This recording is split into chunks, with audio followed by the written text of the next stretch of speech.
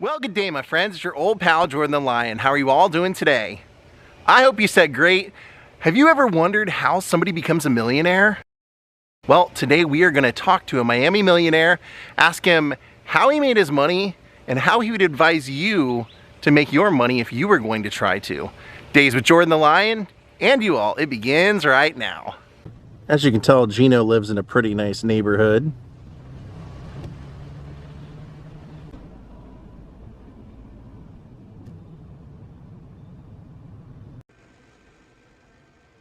Welcome to my friend Gino's house.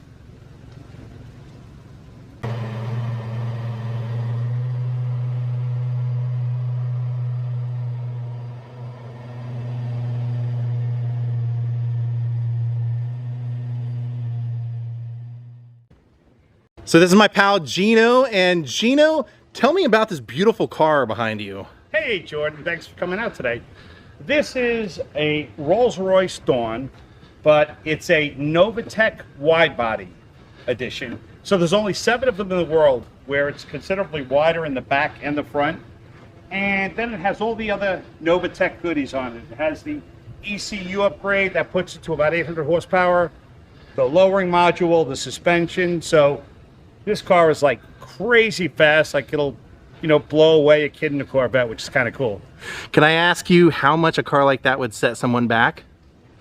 You know, brand new, this has a lot of options. If you look, this has the teak wood package, and so it was an expensive build from Rolls. So the car was probably $550, and then let's say another $150 to $175 for the Novatech stuff. So close to $1 million car. Let's say in the 7s. Okay. Now, what I wanted to do today was I'm trying to talk to people that are successful, people that are millionaires, and ask them how they did it. You know, if you want, you can tell how much you're worth, but just so people know how I'm coming up with this is that when I met you, you had a $2 million Lamborghini boat that I think is the fastest in the world, and you had a matching Lamborghini, the same color, right? Yes. Yeah, I had 2 different boats that I had built to match my Lamborghini. So the first one was in 2014. I had MTI, Marine Technology. They built a 48-foot MTI Cat for me, and we copied the Lamborghini Anniversary Aventador, which there were only 100 of them in the world. A special color, special car, and we made a boat to match. And then 2 years later, in 2016, the Lamborghini SV came out, the Aventador SV, which is just a total badass, just one of the prettiest cars ever made. So I made a 52 MTI to match that, and they went everywhere together. Did a lot of charity events and that sort of thing. You know, music videos, right? Oh yeah. We had who did it? Well, quite a few, and I did a charity event with Dennis Rodman. We did a bunch of stuff with that, and then I ended up selling it a couple of years ago. And I know that you know, people always say, well, why did he sell it? I know it was actually, you had personal reasons that you used to race with someone, yeah, and that it was a boat that you guys had memories on. You have one of the biggest KISS stage used historical instrument collections, one of the largest, coolest Elvis jewelry collections. Can we go inside and ask you how you made your life so successful? Absolutely. And Gino has an amazing Elvis Presley collection. These are all Elvis stage worn or personal life worn sunglasses, his belt buckle with a Derringer, a lot of his jewelry. Look at that. Wow. This one he gave to J.D. Sumner as a gift, along with this ring.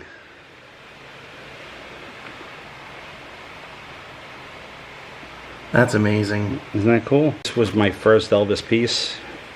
I bought this from Graceland. See, there's an EP on the side. Oh yeah, there's that E and the P. That's in hundreds. In fact, if you see a picture of Elvis, if his wrist is shown, you'll see that on his wrist. It's in just hundreds and hundreds of pictures. Yeah, this is the bracelet that Sam Phillips gave to Elvis. He wore it pretty much every day. of his life. The last time I was here, you told me somebody offered you $1 million for it, so I figured, well, that makes Gino a millionaire right there. Actually, he came back and he's up to $1.7 million.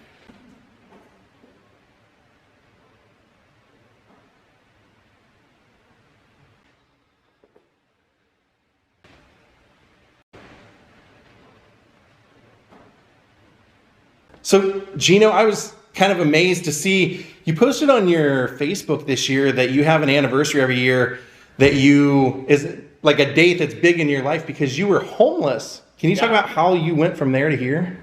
Yeah, that's my sobriety anniversary, which is December 15th. And this year will be 34 years. And so, grew up in New York. Great family. Father had a good business and stuff. And when I was a teenager, very big, in New York back then, was cocaine. And everybody did drugs back then. All my friends, everybody associated with, it was just so out there. Anywhere you went, it was there. And I got hooked on coke. I was in treatment a couple of times. And then I got hooked on crack, which was just the first time I took my first hit, I knew I was in trouble. The problem is it's so good that once you try it, you just want it all the time. And as soon as you're on crack, all your morals are gone. You spend every dollar you have. You rob from the people you love the most to get more money for crack. Nothing else matters at that time of crack. So I ended up homeless. And I was homeless for just a little less than a year and a half in New York. And it was horrible. And I remember probably like the real down point. I was homeless and I used to sleep on the subway.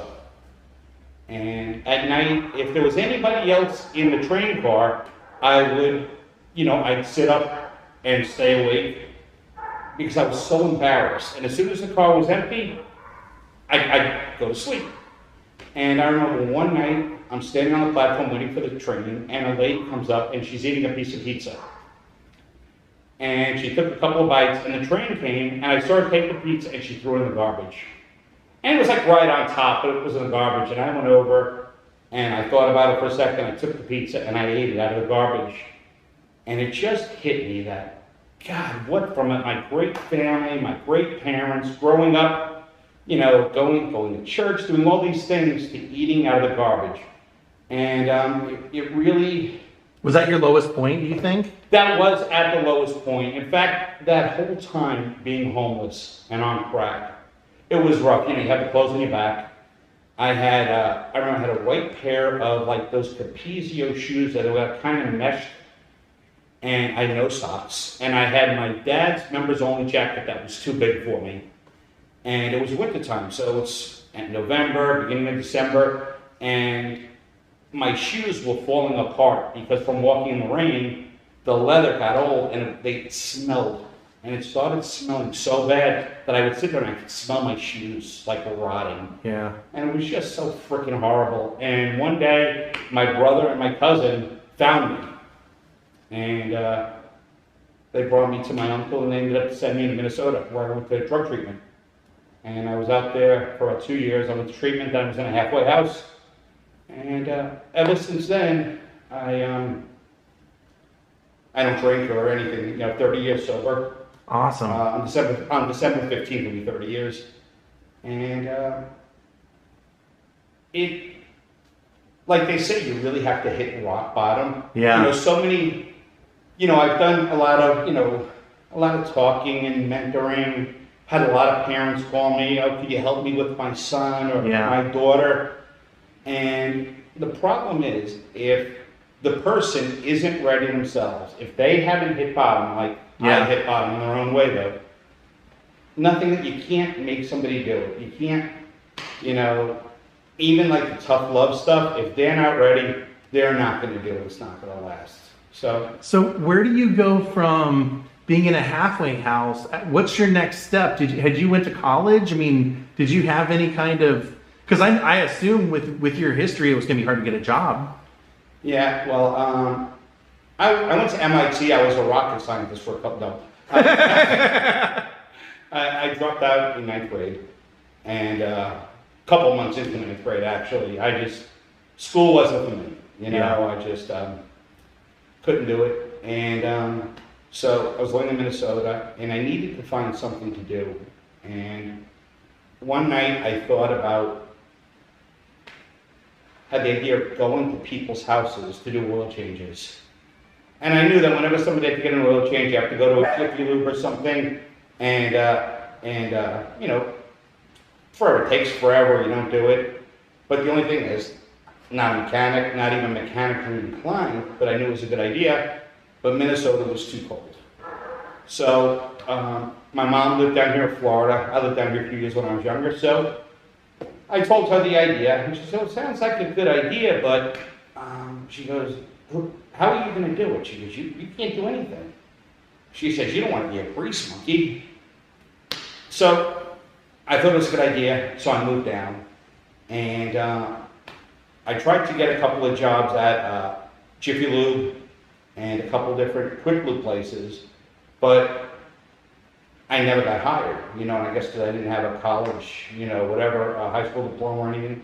So I couldn't even get a job to learn how to do oil changes. So I had this book called The Backyard Mechanic. And it said, here's the power steering fluid, here's this. Pennzoil had an 800 number that you could call them. And they would tell you what filter went on what car and how much oil it took. So, I was on the phone with these poor guys like 17 times a day. And I would go to people's houses, do oil changes. At night, I would put flyers in people's doors. And then I got a couple of small, my first company was called City Air Conditioning. Guy Harry had 5 vans. And I did those on a monthly basis. And then from there, got a couple of the small accounts. Then after about 2 years, people kept asking if I did mechanical work, which I didn't. So I hired mechanics on the side that when somebody would need something, I would take these guys here at night or weekends on their time off and do the mechanical work. And it just kind of evolved over time. And it was really a niche. Nobody else was doing anything like that. So thank goodness it kind of caught on. And over the years, it just got bigger and bigger and, more mechanics. And we've been fortunate, thank God. So I know you have multiple businesses. Did you end up starting other businesses with this, or did you buy into businesses, or how did that work? Well, let's see. Right about 12 years ago, my good friend, which was actually my dad's best friend, started BurgerFi. And he was building one restaurant, and I thought it was such a great idea, I ended up becoming the first franchisee. And it took about 2.5 years to find the location and build my first BurgerFi, but it ended up being the best location. And for like 10 years, it was always number 1. It's in Aventura.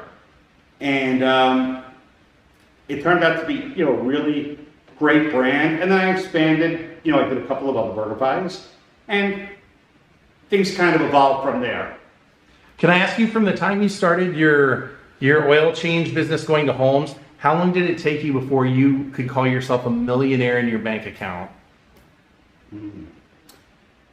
Well, if you have to have $1 million in your bank account, I probably can't say that too often. Because the thing is, you're always investing into the next business. So, it sounds, funny, and, people will say, oh, you're full of crap with your cars and, the way you live. But money is tight sometimes because you're always investing in the next business, the next thing, which a lot of times it takes a while to cultivate before you make money from that. Yeah, you have a really cool business. We talked about last time I was here, just you and I off camera. Mm-hmm. You actually have a business that is lights that sanitize a room. Yeah. I thought that was amazing. You go from oil changes in the home to where you're making things that could go in a hospital to help sanitize an entire room for people. Yeah, it's actually the coolest product. And it's going to be big. If you haven't heard of it, you will. It's called Blue Halo Lighting. And my partner, Donnie, which actually, crazy story how we met, but he's the guy that bought the green Lamborghini boat from me. So when he bought the boat, we got to be friends, and he needed me to teach him how to run the boat. He never had a catamaran before. He always had V-bottoms. So I went a couple of poker runs with him. We got along really well. And after a while, like 6 months of hanging out all the time and doing poker runs, which was really great because it was his boat. So he had all the expenses and I kind of got to go for free. It was really cool. But one day he says, hey, why don't you buy half of the boat back and we'll be partners in it. And so I did that. So it was a great partnership and, crazy the way we met. So one day we're talking and he says, hey, why don't you sell me half of your BurgerFis and we'll go partners. So I made him a partner and sold him half of my BurgerFis. So he has a big lighting company in Wisconsin, and he does all the lighting like AutoZones, Dillard's, lots of big chains like that on a national basis. And one day he said, listen, I got this new product, patents just got approved, and what it is, it's lighting that no matter what type of lighting you have, there's a blue halo product for it. Whether it's the round 6-inch can in your living room, or the little square ones that you see in newer houses, or the long 4-foot tubes. We have a blue halo pop-in replacement for that, but the difference is, besides our being the newest, most efficient LED, it also has a little engine in the back that sucks air in, runs it by UVC lights, and sterilizes the air. It kills all the germs and bacteria and everything else in the air and pushes out clean air. So this all came around just like right after COVID. And the one thing we all learned with COVID is we all, watch what we eat. You drink bottled water rather than out of the sink. But there's really nothing you could do to, do anything about the air you breathe. And so it opened people's eyes to air quality. And our lights we have blue halo lights here in my home. And right now the air is roughly 6 times an hour being circulated and cleaned. Wow, that is an amazing because you and I talked about it can go in hospitals, it can go in gyms, supermarkets. I mean, anywhere where people are worried about germs and things like that. When we breathe, obviously our breath is hot and goes up. So normally what happens is we'll breathe, somebody is sick in an office, somebody is sick in the hospital, the AC goes on, blows all your germs around, everybody gets sick. Well, now we breathe, our breath goes up, and now it gets sterilized in our blue halo lights. So the germs, my germs aren't making it to you, and it's really a thing of the future. And they are currently writing laws that over the next few years, new buildings being built are going to have some type of air mitigation system in them to make sure air is clean, because that's how everybody caught COVID. Yeah. So let me ask you the $1 million question. So I'm sitting across from you and I'm asking you, Gino, I have nothing. I want to start a business so I can be successful. What would your advice to me be with I guess maybe the technology and everything these days? What would you do if you were starting over?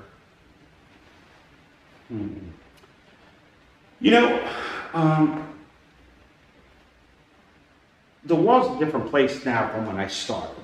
And everything is different with phones and all. So it's a tough question. Back then, I would think it would be easier, but what's happened is, for instance, in my BurgerFis right now, it's very hard to get employees. In Oil Can Man, it's impossible to hire mechanics. So over the years at Oil Can Man, if I would go to hire mechanics, you wanted to hire kids out of school, out of VOTEC or that type of thing. And a lot of times we'd have older people call, like a 60-year-old mechanic looking for a job. And because Oil Can Man is mobile and it's outside, it's far, it's hot, I always felt like it was too tough of a job for older people. But now, the way it is now, all kids want to do is be graphic guys on the computer, play on the computer. They don't have VOTEC in schools anymore. I mean, there are no more welders. When all the old welders die, there's not going to be any more welding. It's really crazy. There are no auto mechanics out there anymore. So I would say is try and, find one of those jobs that, when I was a kid, your parents always told you, I want you to be a doctor or a lawyer. You don't want to end up a mechanic. You don't want to end up, a welder or something like that. You don't want to be a plumber. You don't want to be dirty and Right. everything when you get off work, yeah. But now the thing is, plumbers make more money than attorneys. And the guys that are fortunate enough that can do those jobs that we all need plumbers, we all need electricians, we all need mechanics. Those jobs now are you can make so much money at that rather than the other way. So I would say do exactly what we were told not to do back then and learn, open up, figure out how to start a business doing, one of these things that... Do you think that's a big part of it, is being your own boss, being the head of the business? Is that essential? I always say desperation is the best motivator. Mm-hmm. And over the years, I was always so afraid, and not necessarily the drugs, but just being broke and being homeless. That was always such a motivation for me not to be like that again, that I had a whole different work ethic and everything after I came out of treatment. So if you put your mind to anything, if you do what you're supposed to do, you be fair, you be on time, you do what you say you're going to do, you got 90% of the battle done. Thank you, Gino. I think you're absolutely right. Sometimes, and that's what people ask me, because I'm self-employed, I get to make videos for a living, whatever, and people say, how do I do it? And I say, the number one thing that I tell anybody is you got to be self-motivated. Absolutely. You got to have the drive to go out and do it and not have somebody tell you to do it. So thank you for your time, Gino. Appreciate Absolutely. it. Thank you. They went everywhere together, did a lot of charity events and that sort of thing. Music videos, right? Oh yeah. We had who did it? Quite a few, and I did a charity event with Dennis Rodman. We did a bunch of stuff with that, and then I ended up selling it a couple of years ago. And I know that people always say, well, why did he sell it? I know it was actually, you had personal reasons that you used to race with someone, yeah, and that it was a boat that you guys had memories on that you... Yeah, my good friend Larry Goldman, that when I first started with building fast cats, that was like in the late 90s. Catamarans, right? Catamarans, yep, sorry, catamarans. And Larry had a place called Extreme Marine, and he built the boats for me. And we usually got to be friends, and we raced against each other. Then we started racing together. And then he was the one that helped me build all the boats. Like, we were like partners in the boat. My money, his time. He would go up to Missouri to the build and everything else. And we did everything together. We have a couple world records together, the world speed record together in a catamaran, the fastest time from Miami to Bimini and back. We have that record, which was a 30-year record we broke, and all this stuff. And actually, the night before we moved into this house, Larry was trying to get me to go the following day to an event in Miami. It was the Air and Sea show, and the Geico boat wanted us to do a couple of exhibition laps against them in a Lamborghini boat. And I told him, Larry, I just can't do it. The movers are coming at 7:30 in the morning. There's no way. Very persistent. He kept asking. I told him no. I told him we could do it Sunday because it was a 2-day event. So Saturday morning, 7 o'clock, I get a call from Larry's phone. I'm like, he doesn't give up. I answer it, and it was his wife. And Larry had a major incident in the middle of the night, and he ended up dying. And it was so... When I used the boat the next time, about maybe a month and a half later, and I had another buddy sitting in Larry's seat, and every time I looked over and saw somebody else sitting in Larry's seat, I just couldn't do it, so I immediately put the boat up for sale, and that was it, and on to the next chapter.